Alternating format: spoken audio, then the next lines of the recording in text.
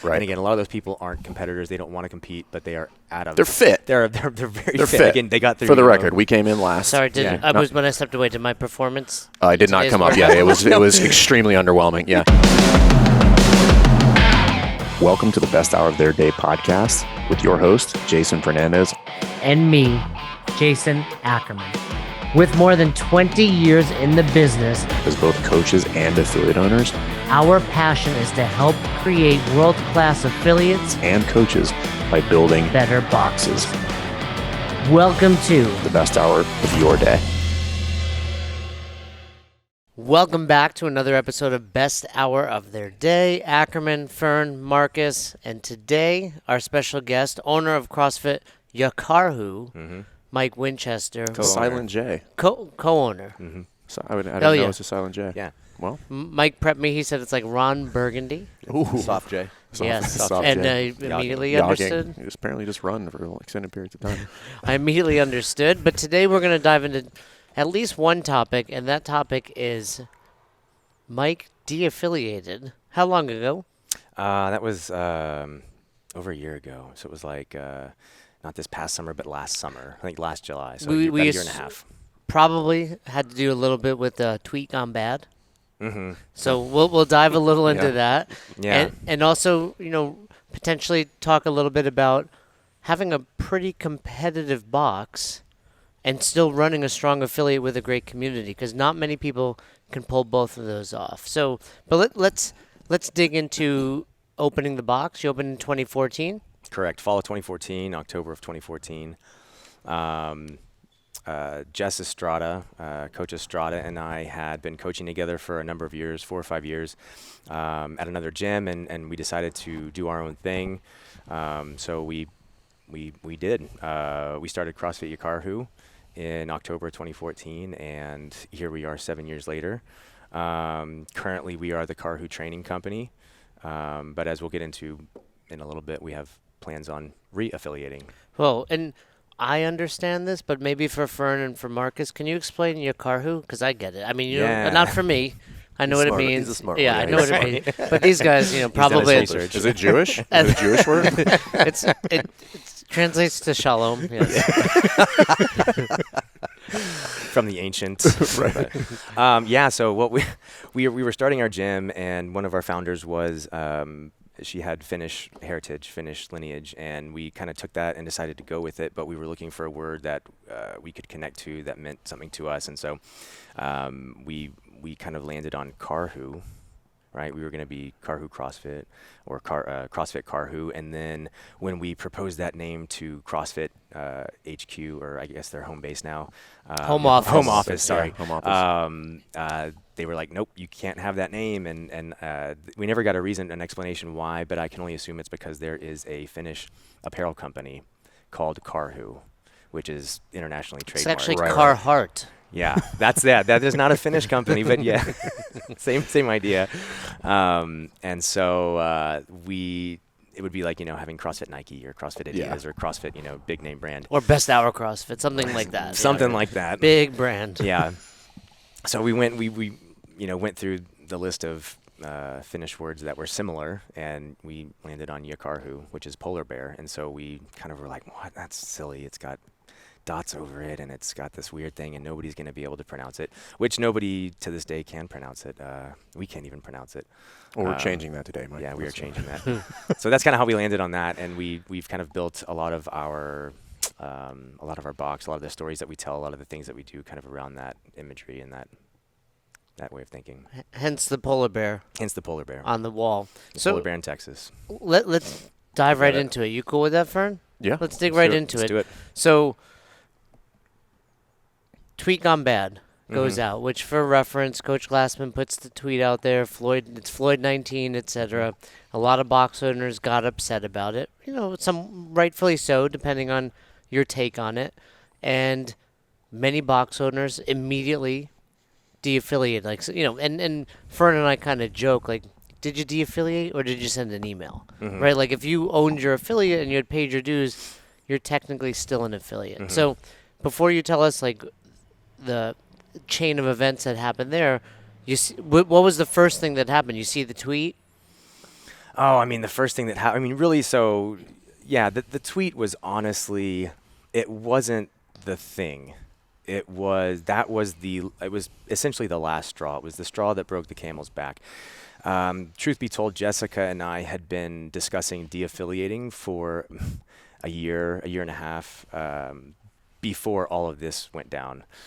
So that conversation was already in the works, and there were a lot of reasons for that. And a lot of it has to do with things that have come out, before and since the tweet gone bad. And a lot of it had to do with leadership and communication with affiliates, right? So one of the big things for me is that if we are going to be organized or affiliated with a company, if we're going to be following a company, that company has to share our level of, and not that we're perfect, not that we are the best at it or anything like that, but they have to share our level of integrity and our level of, or I guess our values, right? Our core values, at least to some extent. And so a lot of the core values that we have, we really, really love and appreciate feedback. We really, really love and appreciate straightforward, honest communication. And we really like and appreciate follow through on things that we say we're going to do. If we say we're going to do it and we don't do it, I mean, our members let us know about it. And so if we're going to be a part of a CrossFit universe, then we want for the leaders of that universe, so to speak, to also follow through on their words. So there was, again, and Jess and I have been around, we've been coaching and competing since 2009, 2010. So we've been around a lot of these things. We were at the Black Box Summit. Oh, you were there at the way infamous. Back then. So I mean, like all the way back. Like I mean, we were just baby coaches at that point. I think I was a first year coach, maybe, or a first year. Was that in Texas? That was in Austin. Yeah, That was in at CrossFit Austin. Central. So, before we go any further, for the listeners, That has its own drama. Yeah. Right, that's a whole other podcast. and correct me if I'm wrong, there was kind of a summit, if you will, Yeah. and some of the OG, the OPTs, the Greg Everetts in the CrossFit Rob world. Wolf. This is Greg basically, Everett. Yeah. and a few others, but Dave Castro was also there. Dave Castro showed up. And I don't know the story exactly, but there was not nice things being said about CrossFit, or maybe they weren't, but Dave interpreted them as not nice things, and that was kind of where they those guys after that summit left the CrossFit ecosystem. Yeah, they were done after. Kind of. I mean, they're still in it, but and they're coming back now. We had Rob and Wolf Rob on was the on the podcast, podcast. and Greg's doing some stuff with ComTrain for weightlifting now. yeah. So, what do you remember of it? I mean, what I remember of it was, again, I was kind of a baby coach, but I knew of all these things because I'd been watching if you're doing CrossFit back in 2008, 9, 10, like, our access to like the big boys and girls of CrossFit was like YouTube videos, right? And so I was, every night, losing sleep watching all the cool like compilation videos that would be put together of the first CrossFit games and the different, L1 trainers, seminar staff that were doing badass workouts and all the nasty girls and all the OGs that were still competing and training back then. So we had, the Black Box Summit, from what I remember, was just it was supposed to be a symposium, a gathering of some of the greatest minds in CrossFit at that time. And it was. The only problem is when you bring together a bunch of great minds with, arguably also great egos, they voice their opinions. And when there's a clash of those opinions, some people tend to take it personally, right? If they can't, have a good conversation. So there were, I've told a couple of stories that as I recall them, but there was at one point, there was a shouting match between Castro and Greg Everett, if I believe, while he was giving a presentation about the medicine ball clean and its value. Dave was giving the presentation. No, Greg Everett was giving the presentation, and he was giving a weightlifting presentation, but he brought up how poor the medicine ball clean was at a lot of weightlifters do have an issue with that. teaching and at mimicking and at being a good teaching tool for the clean. And in fairness to Dave in that scenario, he's basically bashing CrossFit. Essentially, yeah. But that was his opinion, right? I mean, he's time and a place. Yeah, time and a place. And you're not going to get us to waver on CrossFit. So we're going to defend Dave and defend CrossFit, regardless of how strong your opinion is. But, Greg's a great coach, but at the same time... He's a phenomenal coach. Let's just say that. Yeah, phenomenal. Yeah, absolutely. The best in the world. But maybe don't talk about how bad the med ball clean is. The thing that bothers Fern and I the most, speaking for Fern, is CrossFit made you, dude. Like, chill out and bash the med ball clean somewhere else. Or don't bash it at all. Didn't Greg's arguably produced more content for weightlifting than anybody on the internet. But weightlifting is only... Right, but my point is like it was just a larger microphone, right? So I don't want to take away what Greg did because, like, I mean, if you go on Catalyst and you look at the number is Greg, you have a business with Greg or something? No, but I respect what he's done because he's produced an astronomical amount of content for weightlifting. Sure. Right? If you look at the number of programs, the number of, like, articles he's written, it hurts my brain, right? Yeah. He's produced a ton of content, right? I think it's just an ego thing. Everybody was kind of young at that point, like on the come up, so it was a lot of badass coaches and badass brains, again picking the wrong time and the wrong place to say certain things. Is there a wrong time and a place to say what you believe? I think don't know. The Black Box Summit, to my memory, was not a CrossFit sanctioned event. It was a gathering. It was a gathering. Yeah. I think it was hosted by CrossFit Central, and they kind of brought those people or invited those people together. So it was kind of like, again, it was like an all comers, like, let's share best practices and best information. But I think you can, especially back in call it 2009. Like you have a bunch of like pipe hitters. You have a bunch of people that are really bought into CrossFit. Like, that could be an opportunity to grow the community. We're talking poorly about the med ball clean is not going to do anything productive. Like, you're not going to get CrossFit to be like, hey, Greg, you're right. Let's get rid of it. I mean, flash forward 13 years later, we're still doing it. And, and Dave has a strong opinion. And he was, if not at the time, working his way to be in charge of the training department, which teaches the med ball clean to thousands of people every weekend. Yeah. So, but nonetheless, what else happened that weekend? Oh, I mean, that was there was just a couple of incidents like that where there were some clashes. I think it was, again, it wasn't the med ball clean. I don't think the med ball clean was the issue. I think that there were some other things probably going on behind the scenes that was just the opportunity for them to express their, dislike or displeasure with each other. I think that was Rob Wolf's end as well, at least in the CrossFit. Right, and because again, to my what I recall, again, this is over a decade ago, but Rob had his own opinions on nutrition, and so CrossFit at that time was very much zone diet. Zone was the thing, or paleo was just kind of coming into it, and so Rob, as I recall, had some issues with some things that CrossFit was preaching and teaching at the level ones, and just as general practice for CrossFit and CrossFit affiliates. And again, when he voiced those opinions, I think that's when kind of, and then again, you have somebody like James Fitzgerald, and he at the time OPT, now OPEX, coming in, and he had his own kind of thing. Ideas and thoughts about training and programming, not just for affiliates, but high-level athletes, and a lot of that kind of went against the 3-on 1-off, main site model that was so dominant, so prevalent at the time. A model that I love, by the way. I fucking good. It's cool to see them all. I think for the most part, everybody's come full circle on that. Like, everybody's kind of like back on board with the overall goal of, really emphasizing health, wellness, fitness, and allowing everybody to have their own swim lane, and it's cool. Like, not everybody has to be the, the big dog in the room. And I think, because obviously, like I said, Rob's kind of like we had Kelly and Rob on the podcast, and they were both, I would love to have Greg on too. Like you said, I think he's a phenomenal coach.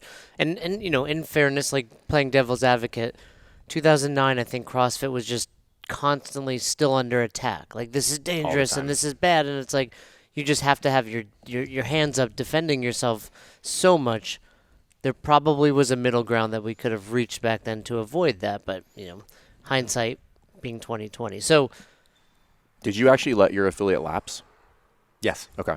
So that's how, going back to what we were talking about, straw that broke the camel's back. But let me ask you this, because something that was bothering me during this time, not that people were de-affiliating, but it was similar scenarios where it's like, CrossFit's not giving us X, Y, or Z. Mm-hmm. Where in 2014, you signed up to be an affiliate. I believe at that time it was $3,000 a year. Correct. And it was like, there was no like, and we're going to give you X. It was like, you get our name, In return, you're going to give us $3,000. You're going to put your That's the deal. a website up and maybe link to the CrossFit Journal.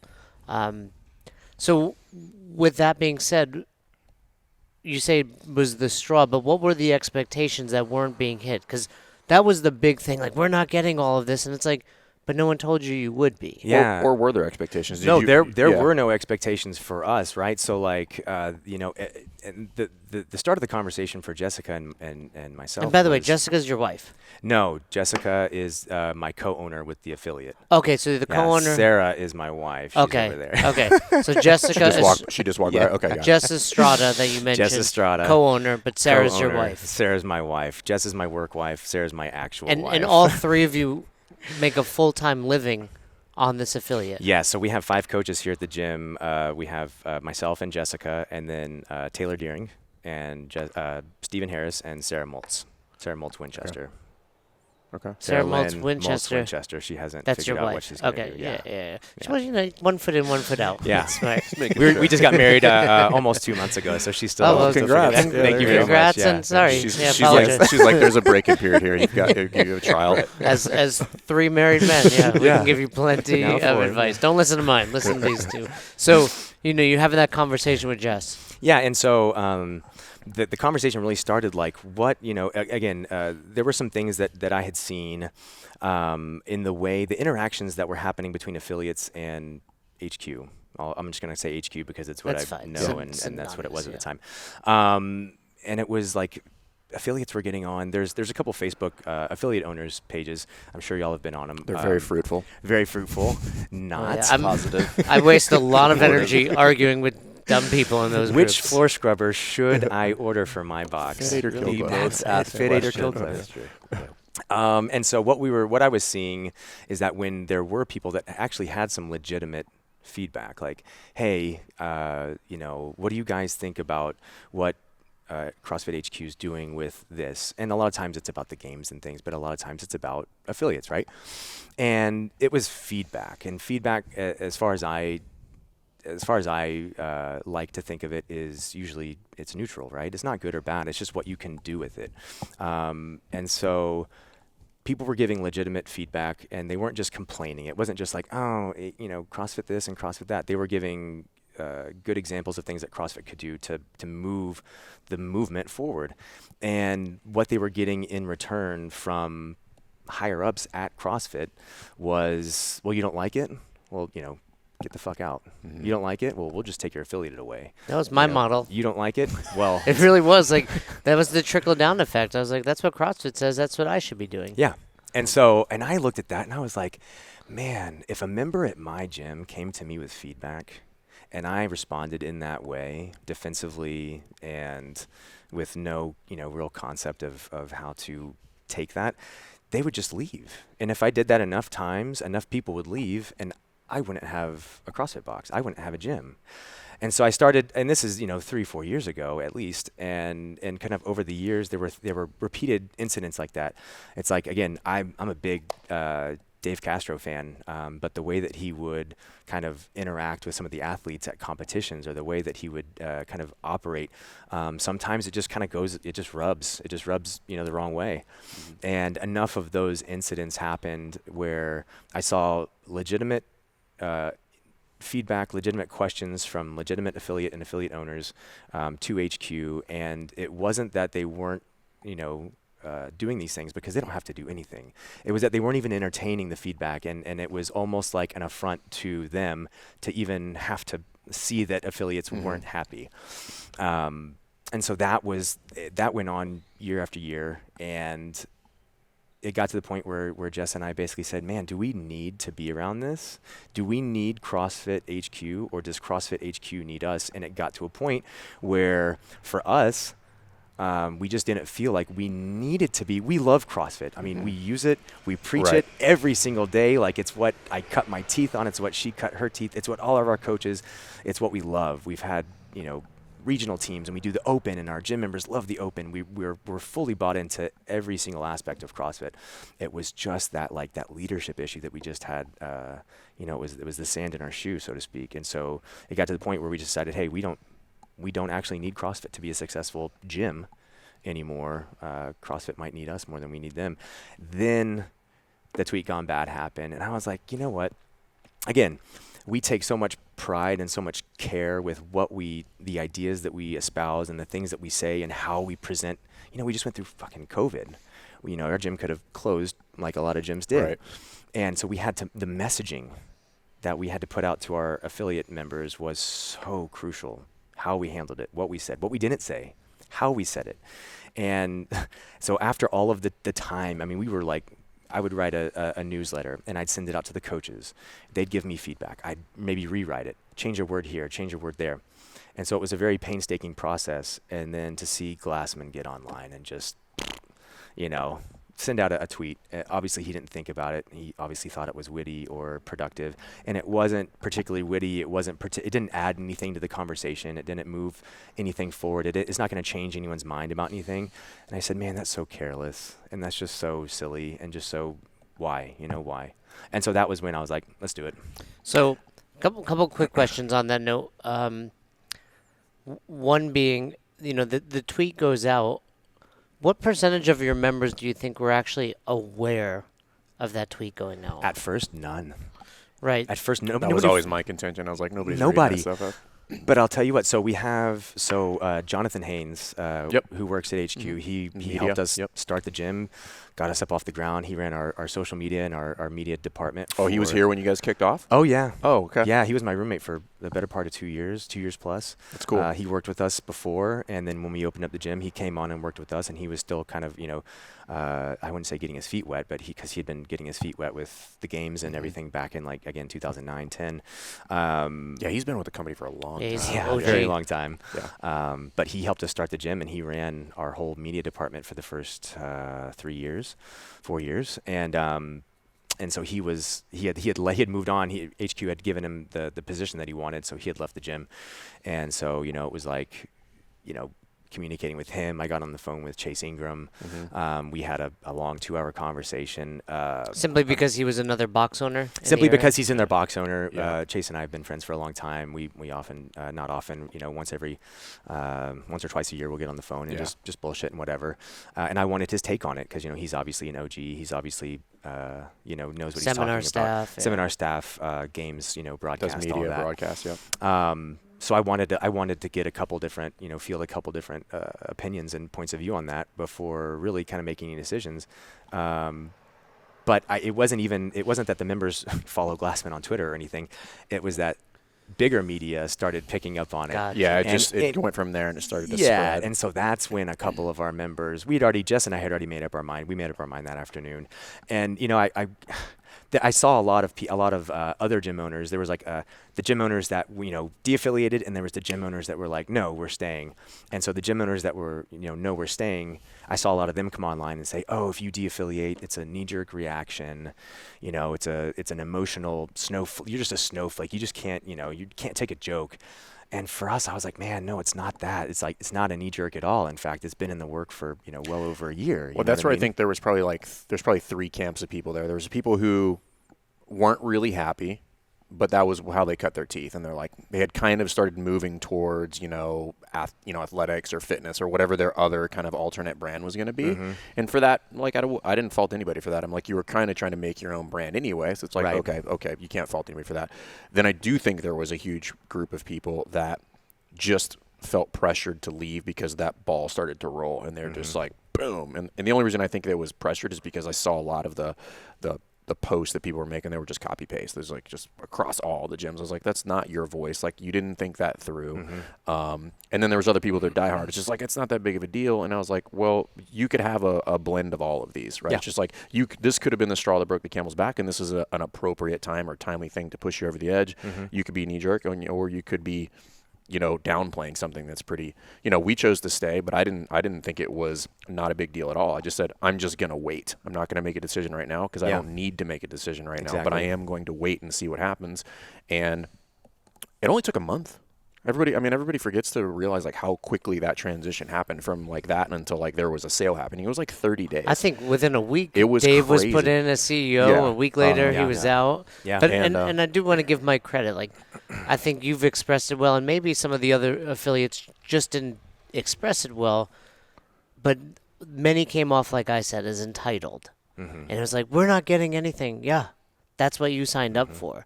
But suggesting we were giving feedback, we weren't getting that, and other things, not that you weren't getting anything, but just things weren't being communicated well, which if most of the affiliates would have been like, hey, we just want better communication, I'm like, yeah, you're right about that.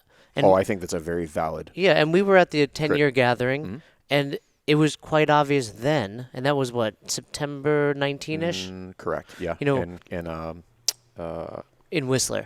Coach Glassman gave all of his presentations over the years have slowly morphed from like, I'm going to begin by showing you this thing, and I'm going to trick you, and then I'm going to talk about health, right? Yeah. And but a lot of the questions were like, basically that. Like they were very affiliate support centric. Yeah. Yeah. So I agree with what you're saying there. I think, either affiliates didn't do a good job of expressing what you just did, or they misunderstood what being a CrossFit affiliate actually was. Yeah. And a lot of the initiatives that they're doing now are fantastic. But again, for us, I guess there's what is the affiliate? I don't even know what it's called, where they have the deal with all the different companies. APN, Affiliate Partnership Network. Affiliate Partnership Yeah. Network. Yes. That's phenomenal. That's awesome. But we don't need that for our gym to function well. So that would be a cherry on the top, but that's not that didn't move the needle for us on de-affiliating or re-affiliating or being an affiliate. At the end of the day, nobody's going to come in here and run our business for us, and we wouldn't expect them to. I think that kind of, to your point, Jason, I think that's what you're talking about, is there are just a lot of box owners that feel entitled. Like, I'm paying $3,000 a year. Where are my members?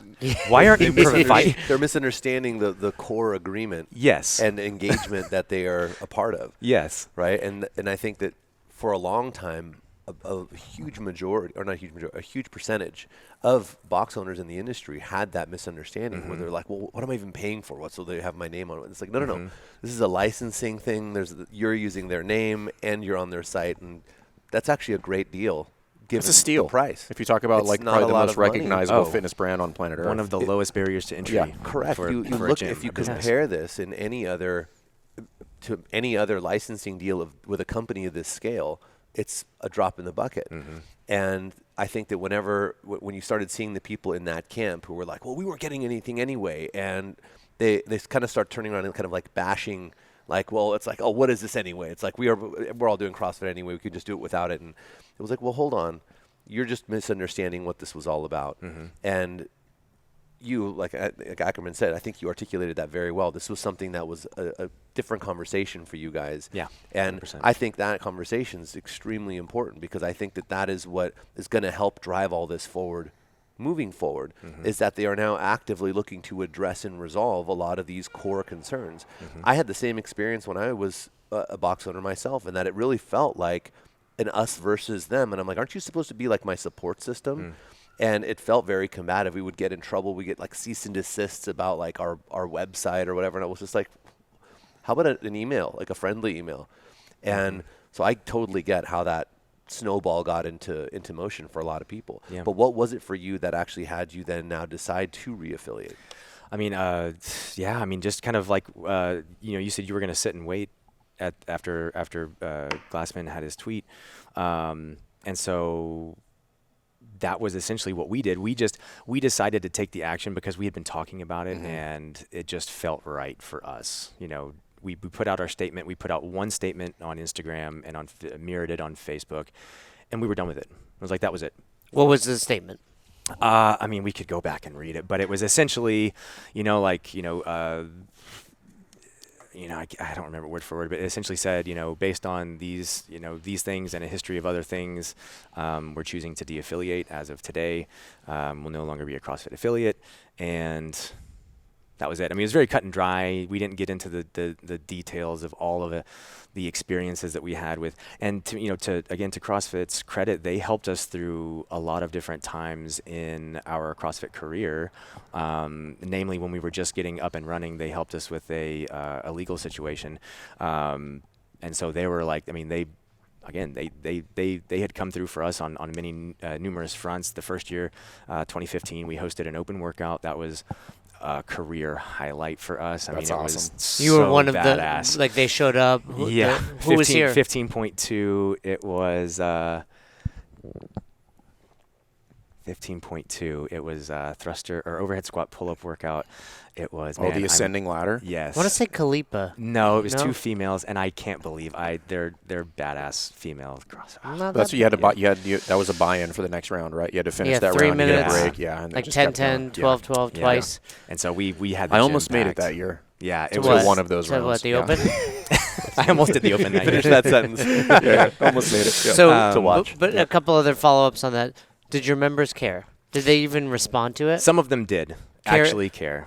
Positively or negatively? So I don't think we would not have lost any members either direction. Right. If we had decided to stay, wouldn't have lost a member. If we had decided to go, wouldn't have lost a member. Which shows that you've just created a strong community. Hopefully. Well, you That's took our hope. ownership of your brand, which was my contingent from the get-go, Yeah. which is like, that was my statement. I was like, I'm not doing anything. Like, CrossFit Right is my brand. These are my relationships. These are the people that we care for. Most of them didn't even know who that was. Right. And that's what gave me the confidence. I was like, I'm cool waiting, and I'm glad I did. And I'm glad folks like you are coming back to the community, because those are pillars of the community. You guys have had a team that goes to the games. You clearly run a great box here, which I want to talk about. But what's your thoughts about leadership and everything moving forward in home office? Everything that I've seen from home office since all that went down has been nothing short of amazing. It's nothing short of awesome. Eric Rosa steps in. I like the way that he speaks. I like the way that he interacts with people. I like the way that he interacts with affiliates, and that's really the key for us. It's not what can I get from HQ. What can our gym receive from the mothership. It is like, hey, it's a very basic, straightforward agreement. We're going to pay some money, and we're going to get the ability to use the name, and everything else that happens beyond that is our responsibility. 110%. And if there's an affiliate partnership agreement or a network, man, that's just a cool extra added bonus for us and maybe for our members. So I like that interaction. I like the interactions that I've seen from the leadership. There's way more that's coming down the pike too. Yeah. They brought in the education part stuff. of it. Gary Gaines, Austin, Eric, Yes. and all those guys. They are fully aware of what affiliates want, and I think what most people don't understand is like a lot of what affiliates are asking for. You don't just make those things overnight. Yeah. Like, it takes time. You don't turn a ship like that 90 degrees. Exactly. It's like a couple degrees here and there.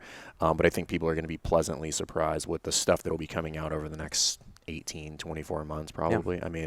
They have big plans because they understand healthy affiliates helps to grow CrossFit faster and to bring Absolutely. it to more people, and they are fully bought into that. So, like we've said it time and time again, there is no better time to be an affiliate right now. It's like the golden age of CrossFit 2013-14, but like 10x. I can't wait. I think it's gonna be really cool. It's like crypto. Like if we got in 10 years ago, it was great. Buy the dip. But there's another good opportunity. Yeah. I do want it. to ask a serious question. Yeah. So you de-affiliate. What actually changed? Because we're standing in your box, and I don't think you repainted that CrossFit on your wall. We never got around to right. that. And there's No. 2 signs over there that say CrossFit, so Yeah. not attacking, but I think a lot of affiliates were like, we're de-affiliating, we're still doing CrossFit. So was there any change? Yeah. So what happened? So we put out our statement. This was middle of summer, so it was like June or July, and then our affiliate was paid through the end of October. And the way So it's right about 2 years now. No, 1 year ago. You've been de-affiliated for a year. 2 years. No, 1 year. I don't know. I've lost track of time in this pandemic. Oh, yeah, you're right. It's You're been a right. 1 time year. warp. 2020 was the 1 year. Yeah. 1 year. One Yeah, year. 1 year. This So- month, 1 year. Yeah. So what happened? The only tangible things really was about a couple days later. I looked on the affiliate finder. You were map, gone. and we were gone. And I So was they like, put that into action quick. they put it into action quick, and credit to them. That's what I expected. And what else would I expect? You wanted that. Yeah, I had emailed. So we put out our statement on Instagram. We put out our statement on Facebook. Meta. I emailed Meta. Meta. Sorry. Formerly known as. Jeez. Just a symbol now, like Prince. I had emailed CrossFit HQ because I have contacts at HQ, so I emailed the appropriate people, letting them know, and then they took us off the affiliate finder map, and that was that. I didn't want to make a big deal out of it or drag it out, longer, spend too much time dwelling or thinking about it. That was that. It was done. A couple of weeks later, we got an email asking us to host a level 1 seminar because we frequently hosted level 1 seminars, and I was like, hey, I don't know if you saw, but We are no longer an affiliate, blah, blah, blah. And so that was really that. In the gym. Did you consider hosting even though you weren't an affiliate? Because you could do. I don't think you can you? Oh, I don't know if that's a rule. I'm not that sure was. if the I do rule. remember that was quite a juggling act that had to be done in that very specific. Because you wound up grabbing a couple. Yeah. Well, we Seminars, host them right? anyway, but there was a Right. lot of people that had been on the calendar. They got pulled off because of that, and then Right. there was probably some, just like lack of communication there. So Yeah. In either way, it was like we loved hosting the level ones, and that was just a part and parcel of the decision. We didn't change the name on the wall because painting is hard. And it's.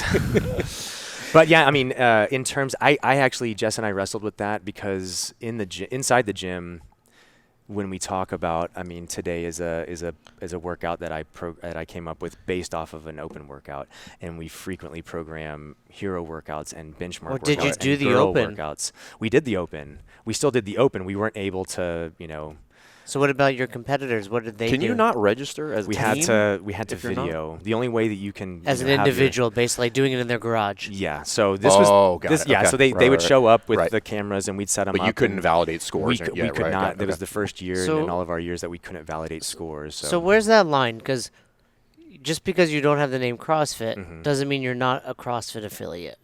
I mean, you are. You get what I'm saying. Like, you're still, by all intents and purposes, doing CrossFit. Yeah.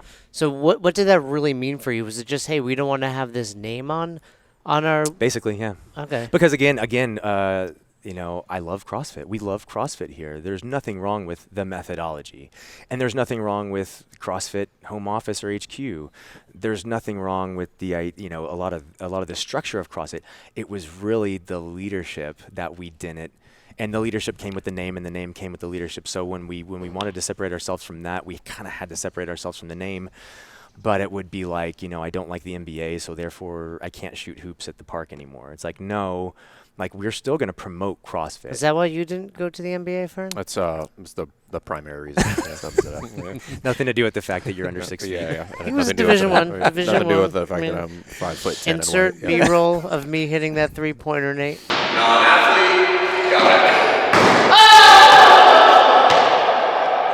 It was a long two. It was a long two. So To your point, that's a tough one because even since the beginning of my time coaching, go all the way back to 2008-9, I used to rip on people and bash on the people around Austin or the people that I would see out there in the world that would like, we're not a CrossFit affiliate, CrossFit sucks, but we're also going to do We're doing 21, 15, 9 thrusters, thrusters and pull-ups. And I'm like, you son of a bitch, that is not kosher, that is unethical, stop it right now. And then it kind of came up to our time, but I felt like we had a very clear, it was a very clear decision based on a very specific set of incidents, and I wanted to continue to participate in. We didn't host the open, but we had the open workouts here. Hey guys, we love CrossFit. We're doing CrossFit today. And again, if that means, I don't know what else we would do. Yeah, if we're not paying the $3,000 and we don't have the name on the wall, but we're still training people in that way because we believe that that's the best way to train people. No, and I think it's similar to like Bikram, for example, right? Like people didn't stop doing hot yoga. Yeah. They still do the 26 postures he created. They just stopped calling it Bikram. And I like what you said. It's like, I didn't support the leadership, but I still loved the methodology. Yeah. So And the community and the culture and what it means, like just everything that comes along with that. I mean, nothing against other CrossFit affiliates that stayed, nothing against anything like that. We love, that was one of our favorite parts, and that's again one of the reasons why we're coming back is because the community, being able to send our members somewhere or have people come into our box and know that they are going to be doing, again, not every box does CrossFit the same way, but knowing that they're going to do CrossFit and having that kind of connection, that kind of like immediate bond with someone when you traveling into a foreign country, Right. where are you going to go?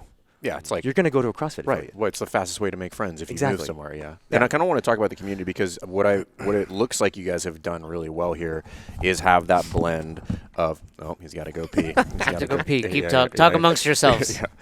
Is blend that the competitive side with having a good how many members do you guys have here? Right now we are like right at 130. Okay, and then how many would you say like true competitors you have? Define true competitor. I mean, we have like somebody who's going to compete at like a qualifier or like a whatever, not regionals, but the sanctionals. Sanctionals. Yeah. Right now we have a group of 4 Okay. that are looking to make a run at the open sanctionals, games. Pretty rare. If that's possible. Like out of one box, pretty rare. Yeah. Yeah. There's not a ton of them. Yeah. So we've got those top 4, and then we have a handful of masters athletes that are legit masters athletes. Like either qualified or on the cusp. Yeah. Okay. And then we have a teen athlete, Brody, he's going to be making another run at this year. He finished, I'm going to forget now, but he finished like 24th in the world last year. So, I mean, let's just call it 10%. Yeah, top 10% for sure. But, I mean, like of like true competitive athletes. Yeah, so I'd say like in our gym, we've probably got like 10 or 12. 10 or 12. Yeah, so like 7 or 8%. I mean, that's a big chunk, I would say, like from a standard. 130. Yeah, from a standard gym. So, but we also have we have a competitive group. Some Saturdays it's bigger, some it's smaller. But we have a competitive group. So the class that we were in, is that kind of pretty standard for your competitor? It's usually a little bit bigger. A little bit bigger. Yeah, okay. it's been kind of crazy with this fall, but usually we'll have anywhere from like 10 to even like 20. Right. And again, a lot of those people aren't competitors. They don't want to compete, but they are out of. They're fit. They're very fit. fit. Again, they got through. For the record, we came in last. Sorry, when I stepped away, did my performance? I did not today's come up workout yet. come up? It was extremely underwhelming. Yeah. So with that, because this is something that I've seen time and time again, is something that is not a value add to the business of the box. People just really, really like it, and it ends up being a pretty massive divide. Mm-hmm. But it seems like you have a pretty good hold just from seeing your interactions. And kudos to you, because I actually enjoyed your interactions with the athletes, like beforehand, talking to them after. You had like the hands in. We're going to do our cheer at the end. Like, I dig that stuff. I think that's awesome. What has your experience been with that? And has there been any friction with having the competitive classes and then the broader community? Yeah. In 7 years that we've had our gym, there's been ups and downs. We've learned a lot. We've tried a lot of different things. When we first opened up the gym, we had 4 different programs running all at the same time. We had our first gym was 12,000 square feet, so we had more space. We had level 1, level 2, level 3. So level 3 was essentially the competitors. Level 1 was like the beginners. Level 2 was like most of the gym. In one class? In one gym. So we'd have like level 3 class over in that Oh, side. these are running simultaneously. These are all running concurrently Independent at coaches. the same time. That's a Independent good way coaches. to divide your gym. Yeah, Right? exactly. Yeah. Well, and we had a weightlifting program too. So we had all these things going on, and we held it together pretty well for like the first maybe 2 years. And then that's after the 2 years is kind of when the cracks started to show, and we realized it pretty quickly. And we were like, okay, so this is causing some friction. Well, let's do away with the level 1, 2. So then it was like competitors, the rest of the gym. How did you at that time distinguish who got to go to one class or the other? That's a good question. It was really kind of a go by feel. I typically only ask good questions for Yeah. reference. No bad questions here, ever. It was really like the coach kind of got to make the determination, but also people would self-determine a lot of times. You suck, you're good, you suck. I'm out. Yeah. And again, there's some pros and cons there. It worked for a while because, we were trying to accommodate different levels of people. So instead of chucking everyone into the same class and being like, all right, your first day, well, we got 30 ring muscle ups for time, and Good luck, Bob. Good luck, Bob. And there's always scaling and good coaching. A good coach is going to be able to scale for everyone in their class and make the workout appropriate and fit for everyone in the class. We thought we could kind of short circuit that by just putting people in levels, and then that way if you program, like, you just don't program 30 ring muscle ups for the level 1 people, the beginners. Again, pros and cons there. Slowly but surely over time, we ended up kind of whittling down. Our weightlifting coach went on to become a state trooper. Okay. And so we had people kind of like moving on, growing up, and we ended up shrinking the 3 programs down to 2. And then when COVID hit, it was immediately like, shit, we don't have enough room to accommodate anything more than just 1 class. So we went from the 2 programs down to 1, although we still have competitors. It's just a little bit different setup right now in the way that it looks and feels in the gym. But really having a competitive group and then having the gym, the focus has to be on the gym. Agreed. Right. What were some of the red flags that you said the cracks that started to show? Oh, just, and at the time, so our gym has grown and shrunk and grown and shrunk. At that time, we had just over 250 members, and we had a staff of 10. So, and again, myself and Jessica as gym owners were pretty young, pretty new, pretty green. I mean, we still are, but at that time, we just didn't know how to manage 250 people, and we didn't know how to manage a staff of 10. And so when that happens, when you don't have, when you don't have the leadership in us that we needed, things get away from you. Balls get dropped, things get overlooked, people get overlooked, and then that's when shit goes wrong. So in that, what are some of the things like I'm thinking of a lot of gym owners who like want to start a competitive and like want to be able to manage that. What are some of the things that you've learned in that process to be able to keep at least a quasi firm grasp on everybody to make sure that like the appropriate people get taken care of at the appropriate time? I think one thing that we decided, there was a day that that I walked in, Jess was in there already coaching, and I looked around and we had the 4 programs running, 12,000 square foot box, 10 people on staff. We've got Jonathan Haynes is running our social media. He's crushing. And I walked in the gym and we had probably like 60 or 70 people in the gym. It was like crazy. It was nuts. It was organized chaos, but it was beautiful at the same time. It was exciting. But I looked around and I said, man, I do not know half the people's names that I'm looking at right now. I don't know their names. I don't know who they are, where they're from. I don't know if they're dropping in. I don't know if they've been a member here for a year. I don't know. Was that more so to do with multiple classes going on, or more so to do with you kind of stepping back a little bit? No, not at all. It wasn't that I was living at the gym. It wasn't that. It was just 250 people. Just couldn't. Too many tribes, I had the same thing right? happen with me too. Yeah. I literally had the exact same moment. We had our gym up just about 300 members, and I remember walking in and I'm looking around. I'm like, I don't know that person, that person, that person, that person. And same thing. We had about almost 50 people in the room at the time, and I was thinking, I'm like, this wasn't what I liked about it. And so we made a decision to kind of reformat how we did things and make it a higher value, slightly lower volume, brought it down to 225, which was our sweet spot, and we still hit our revenue targets and all that. But similarly, it was these different groups. We had when I say foundations, it wasn't like your onboarding group. It was like a level 1 group. Then we had our regular class. We had our comp class. You had on-ramp. You had people doing their own thing. It was just like all these different pods. And it's hard to keep a hold of. Right? What law did you call that? Dunbar's law. Dunbar's number. Yeah, Dunbar's number. You can't, the average person can't hang on to more than 150 relationships well. It's like tribes, right? They say too. Yeah, right? some people more socially inclined may have, I have find less. myself I good have at like it. 2. I can have 2 relationships in my life at the same time. We know. None of them are at this. None of us are at this table. Right? Yeah. So that was kind of it. And I said, this is not sustainable. This is not good. It's not good for us. It's not good for our members. We're not delivering a quality product. This is crap. And so were you though? I mean, like, were you really worried about the quality product at that point, 100%. or were you just okay? Absolutely. Okay. Yeah. No.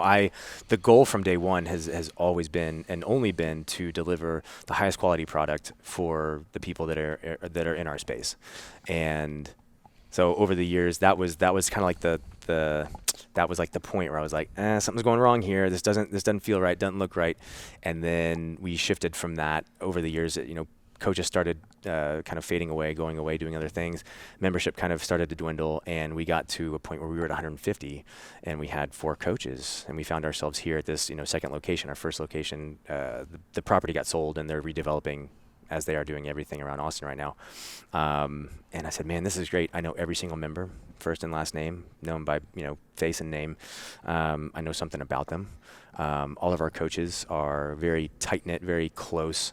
Communication is great. This is exactly what I want. I want small. I want lean. I want tight-knit.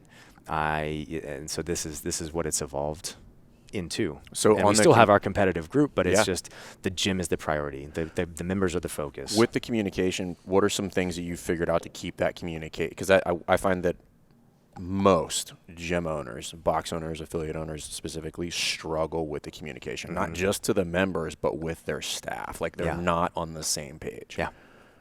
We have every Monday, we sit down and we have a 30, 60-minute staff meeting. We I go love over that. The entire staff? Yeah, I mean the entire staff of 5, right? But so it's you, Jess, Sarah, and then 2 other full-time Taylor coaches? and Steven. Do you have They're any full-time? Do you have any part-timers? No. Okay. Wow, Yeah, so you all have of our 5 coaches. That's people great. earning It's their easy- living. Admittedly, it Yes. is easier if you have full-timers. It's like, be here, this is your job. Yeah, So but- I do the same thing with my full-timers, but I got part-timers. We do that Yes. once a month. It's easier for sure, but the hard part is supporting 5 full-time coaches. Yeah. Well, so Steven came to us from Golds. He was one of the high up guys at Golds Fit, and he did their national programming and some other things there. So he's been around the block, and so each of our coaches has their own niche, and each of our coaches has their own online programming, and they have personal training that they do, and then they also get to coach classes. So they're not driving 100% of their income from coaching, a couple CrossFit classes a week. But I don't even know if that's possible. Yeah, right, exactly. But up to this point, 4-5 coaches is the number with between 130 and 150 members that we can support. Again, full-time. I see people are doing math right now, and they're like, "Wait, how are you doing that?" But I think you just answered that. It's not just group classes, No. but I would assume that the core offering drives most of the business, but then you have a lot of these add-ons, which is like, okay, PT. You don't need pick up a ton of PT clients to make a nice bump on your kind of base, if you will, whatever that is, and then you have it also depends programs. on lifestyles. Like Right. if you want to make Yeah, if you're trying to make $100,000 a six, year, that's different, that yeah. looks different than Right. if you need, there were times in our ownership where Jess and I were making $2,500 a month, $3,000 a month, $1,500 a month, and it's like you just have to learn how to live within your means. Right. And it's not always flashy and glamorous, and it's not always 6-figure, throwing money around. But the lifestyle that we want to get out of owning a gym, the freedom that we get to be able to express ourselves again under like a CrossFit affiliate model, where they're not telling us what to do, when to do it, how to do it. There's trade-offs, and there's trade-offs to being a coach and the coaching lifestyle. You get to help people every day. You're a doctor, you're a psychiatrist, you're a therapist, you're a marriage counselor, you're a nutritionist, you're all of these things, and so you're able to interact, or at least for me, I can't speak for anyone else, but for me, I am making such an impact on so many people's lives that some of the negatives that you would have from the coaching lifestyle or the gym ownership lifestyle, I just find that it outweighs it. I think that's cool. Yeah. What are you most excited about for the next coming years? Honestly, I'm really excited to actually re-affiliate. I have been in, we didn't really kind of get too deep into it, but I've been really impressed with everything that's gone on at HQ.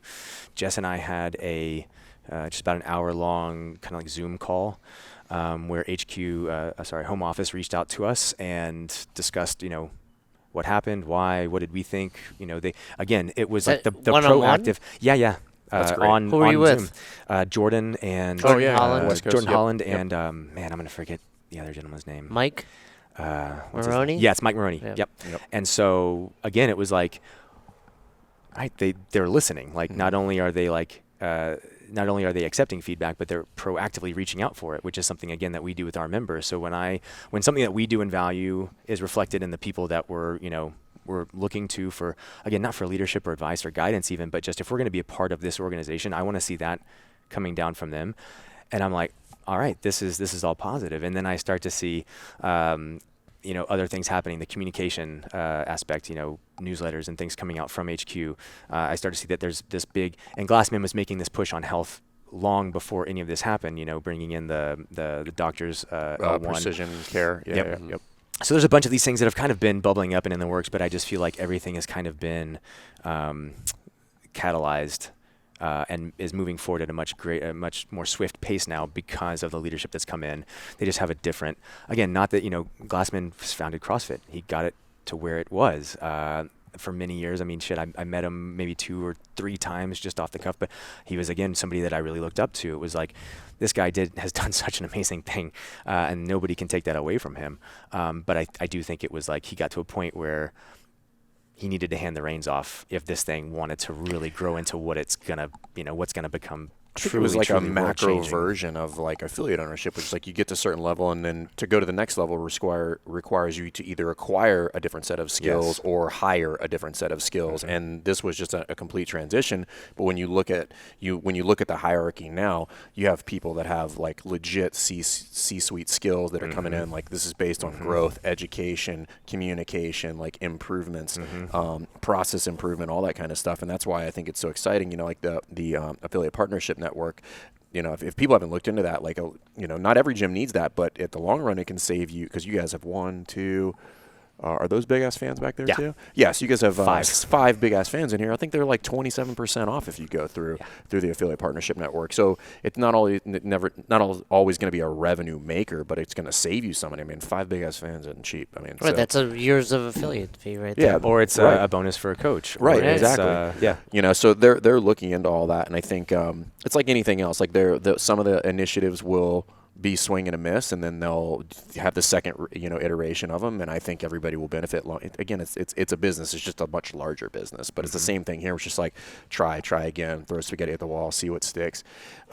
They just get to do it a little bit faster, and they have a lot of resources at their disposal, which I think is probably the most exciting thing. I mean, you see what they're doing with the games, bringing in like new partnerships and growing, and it's good to see. Location might come to Austin, right? I mean, and or Denver, or Virginia Beach, but you know, Austin would be a terrible decision. Right. Too hot in the summer, right? Everybody would melt. But I think it's exciting, and I hope more people that, you know, felt, you know, ousted or didn't feel like they were getting the support they were looking for are considering coming back like you, because I don't think the greater CrossFit community wanted all those people to leave. I don't think everybody was like, get out, right? I think everybody wants everybody in because it's better for everybody. Yeah, I think it's, again, macro, micro. I think the micro version of that is, as an affiliate owner, how am I going to grow my gym? What's one of the best ways? Take care of the members, yes, of course, but also take care of the coaches. Right. And so that's what Jess and our big push right now is to really level up ourselves as leaders in being able to not just provide like, yeah, I can live off of $2,000 a month, but really providing a way to make coaching a lifelong sustainable career, like any other career out there, right? So our job right now is to take care of our coaches. If we take care of our coaches will take care of our members. Everybody's happy, everything grows. HQ, macro, right? Home office takes care of its affiliates. The affiliates take care of the members. CrossFit grows. Right. And I think that's what Eric has really explained well, is like they understand who the stakeholders are, and they understand that the affiliates are one of the major stakeholders. And I think a lot of people didn't feel that before. Right. You know, so I think it's a good shift, and I think everybody feels a lot better about it. And I think things are going to speed up pretty quickly, particularly as we come out of all the COVID mess and stuff like that. I think the horizon is bright. So, last question on it. You said when you posted that you were de-affiliating, it was kind of neutral. What's been the response the other direction? Or do people know? Meaning when you said, hey, we are going to be CrossFit again. Yeah, so we haven't actually made that announcement to the gym. So if any of our Jaakarhu members are listening, this is the announcement. Breaking news here. Yeah, so I mean, again, it was like I didn't want a lot of drama. I didn't want that to be the focus of our affiliate for any extended amount of time, other than just to say, like, this is what we've done and this is why we've done it. Let's move on. We're still here to get fit. I agree with you. Does it need to be a big deal? No, but I did. You know, we did feel like our members deserve to know, because then the next year, hey, coach, are we doing the open this year? You know, I got to get my stuff ready. We have a lot of members that are really into the open, and I didn't want to bust it out to them then. Like, hey, sorry, yeah, by the way, if you want to post a score, you either have to set up a video, make sure that you have enough storage, and make sure you put it on airplane mode, or you have to go to another gym in town and do it there. So again, it was a simple, straightforward communication. Facts, no emotion, facts. This is it. This is what's done. This is what we're doing moving forward. And it's going to be similar when we re-affiliate. I don't know why I can't say that word today. Re-affiliate is going to be, it's going to be a newsletter, and it's going to. We're back. Yeah. Hey guys, Jessica. We're leaving CrossFit on the wall. Back at what? Yeah. Jessica and I and the coaching staff have decided to re-affiliate, and this is what that means. This is what it means for us. This is what it means for you, moving forward. This is why. And that's it. Let's we'll see you on Monday. Yeah. Let's get back in here and let's get after it again. Again, no, we don't like drama. We don't need drama. We just need to do the things that we need to do to serve our people and to serve our community. So again, anything other than, again, it was a brief announcement. When we left, it's going to be a brief announcement when we come back. And hopefully, again, even in some of the small conversations, one-off conversations that I've had with members where I have kind of told them what's going on, when we left, again, it was kind of like everybody was like, yeah, we get it. Yeah. Good for y'all. Good talk. Moving on. Good, doing what you believe in, standing up for what you believe in and making the moves you think you need to make. And when we come back, I feel like it's going to be the same. So far it has been. It's like, cool. Great. That means we get to the open and the gym this year. Right. We don't have to video or go to another affiliate. Right. And so I think that's going to be I hope that's a reaction. And then when we explain again, tried as best, I didn't want to bash CrossFit on the way out, and we didn't. And on the way back in, we're going to give them props. We're going to give them the props that they deserve. Like, hey, CrossFit Home Office has done a lot of good work in the last year and a half. And I think personally they deserve their credit when they've earned it. And so that's what we're going to do. We're going to give them credit. And we're going to, not have to change anything on the wall or no not painting necessary. No painting, which is just, God, that's so awesome. I hate painting. If that's the only reason you decided to re-affiliate, It's it's worth $3,000 expensive a to year. paint, so Simple. That's worth it. I just need a little bit of white for the record. We decided to stay because I hate painting. Painting so. is hard. Well, So You win CrossFit. I hope the listeners take from this, everything that Fern and I talk about. It's like, be open to feedback, listen to feedback. It's only, positive or negative, but it's more so how you actually implement it. And the same thing you were expecting from your members, you were expecting from home office, and now that you're getting it, you sat back and you really listened to them and thought about it and made some smart decisions. So I hope affiliates that did de-affiliate listen to this episode and look at it from that approach and make everything that you're doing seems like you kind of have that approach going forward. Like, you assess things, you're not making just kind of rash decisions. You're seeing, how does this impact my affiliate, my members, my life, and then making an educated decision. So I think that's really great. Yeah, I think that's it. Welcome back. Thank you so much. Appreciate it. Thanks for Appreciate having y'all's us. time. Yeah. Yeah, thanks for having us. It's been awesome. Badass. And I won the workout today. So Thanks for checking out this episode of the Best Hour of Their Day podcast. We appreciate you listening and choosing to have us help you in your passion for coaching and affiliate ownership. You can find more episodes just like this on all podcast platforms. If you're interested in learning more, you can reach out to us on any social media platforms, or you can visit www.besthouroftheirday.com to book a call. If you found this episode helpful for you, please share it so that we can help other coaches and affiliate owners to help build a bigger and stronger CrossFit community. Thanks for listening.